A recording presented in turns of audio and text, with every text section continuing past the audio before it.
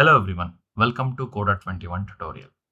ಈ ವಿಡಿಯೋದಲ್ಲಿ Java full stack development ಅಂತ ಏನು ಆ್ಯಂಡ್ ಫ್ರಂಟ್ ಎಂಡಲ್ಲಿ ಯಾವ ಟೆಕ್ನಾಲಜಿ ಯೂಸ್ ಮಾಡಿದ್ರೆ ಹೆಲ್ಪ್ ಆಗುತ್ತೆ, ಬ್ಯಾಕ್ ಎಂಡಲ್ಲಿ ಯಾವ ಟೆಕ್ನಾಲಜಿ ಯೂಸ್ ಮಾಡಿದ್ರೆ ಹೆಲ್ಪ್ ಆಗುತ್ತೆ, ಆ್ಯಂಡ್ ಡೇಟಾ ಬೇಸಸ್ ಯಾವುದನ್ನು ಚೂಸ್ ಮಾಡಬೇಕು ಫಾರ್ ಇಂಟರ್ವ್ಯೂ ಪರ್ಪಸ್ ಇರ್ಬೋದು, ನಿಮ್ಮ ರೆಸ್ಯೂಮೆ ಪ್ರಿಪೇರ್ ಮಾಡಬೇಕಾದಿರ್ಬೋದು, ವಿಚ್ ಇಸ್ ಬೆಸ್ಟ್. ಮತ್ತು ಈ ಕೋರ್ಸ್ ಏನಕ್ಕಪ್ಪ ಅಂತಂದರೆ ಹೊಸದಾಗಿ ಬರ್ತಾ ಇರೋಂಥ ಡೆವಲಪರ್ಸು ಅಥವಾ ಇಂಡಸ್ಟ್ರಿಯಲ್ಲಿ ಇರೋ ಕೆಲವೊಂದು ಡೆವಲಪರ್ಸ್ಗೆ ಫುಲ್ ಸ್ಟ್ಯಾಕ್ ಡೆವಲಪ್ಮೆಂಟ್ ಅಂದರೆ ಸಮ್ ಐಡಿಯಾ ಇರೋದಿಲ್ಲ. ಸೊ ದಿಸ್ ಟ್ಯುಟೋರಿಯಲ್ ಈ ವಿಡಿಯೋದಲ್ಲಿ ನಿಮಗೆ ಆ ಐಡಿಯಾ ಕಂಪ್ಲೀಟ್ ಆಗಿ ಸಿಗುತ್ತೆ. So this is the combination. If you look at ನಾನು ಒಂದು ಚಿಕ್ಕ ಇಮೇಜ್ ಕ್ರಿಯೇಟ್ ಮಾಡಿದ್ದೀನಿ.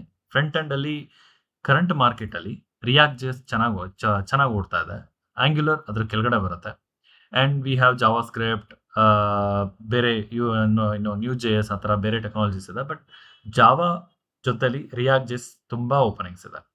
ಆ್ಯಂಡ್ ಬ್ಯಾಕ್ ಎಂಡ್ ಬಂದಾಗ ಜಾವಾದಲ್ಲಿ Java 8, spring, rest API, microservices, Hibernate JPA ಈ ಕಾಂಬಿನೇಷನ್ ಇದೆ ತುಂಬ ಚೆನ್ನಾಗಿದೆ. ಆ್ಯಂಡ್ ಇದ್ರ ಜೊತೆ ಇಂಪ್ರೂವ್ಮೆಂಟ್ ಆಗಿ ಜಾವಾ 11, 17 ಮತ್ತು 21 ಜೊತೆ ಸ್ಪ್ರಿಂಗ್ ವೆಬ್ಫ್ಲಕ್ಸ್ ಅಂತ ಬರುತ್ತೆ. That is reactive programming. ಅದನ್ನು ಲೇಟರ್ ವಿಡಿಯೋಸದಲ್ಲಿ ನಾನು ನಿಮ್ಗೆ ಅಪ್ಡೇಟ್ ಮಾಡ್ತೀನಿ. ಆ್ಯಂಡ್ ಡೇಟಾ ಬೇಸಸ್ ಅಂತ ಬಂದಾಗ ಹೈಬರ್ನೇಟ್ JPA ತುಂಬ ಪ್ರಾಜೆಕ್ಟ್ಸಲ್ಲಿ ಯೂಸ್ ಮಾಡ್ತಾರೆ. ಹೈಬರ್ನೇಟ್ JPA along with MySQL combination ಏನಿದೆ ತುಂಬ ಚೆನ್ನಾಗಿದೆ. ಆ್ಯಂಡ್ ಅದ್ರ ಜೊತೆ SQL, MongoDB ಮತ್ತು MongoDB, ಸೋಲಾರ್ ಆ್ಯಂಡ್ ಎಲಾಸ್ಟಿಕ್ಸ್ ಇದು ನೋ SQL ಕಾಂಬಿನೇಷನ್. ಇಲ್ಲಿ ಏನು ನಾನು ಪಿಕ್ಚರಲ್ಲಿ ತೋರಿಸ್ತಾ ಇದ್ದೀನಿ, ಇಷ್ಟು ನಿಮಗೆ ನಾಲೆಡ್ಜ್ ಗೇನ್ ಆದರೆ ಎನಿ ಕೈಂಡ್ ಆಫ್ ಇಂಟರ್ವ್ಯೂನ ಈಸಿಯಾಗಿ ಜಾವಾ ಫುಲ್ ಸ್ಟ್ಯಾಕ್ ಡೆವಲಪರ್ ರೋಲ್ಗೆ ಕ್ರ್ಯಾಕ್ ಮಾಡ್ಬೋದು. ಇದು ಸಿಂಪಲ್.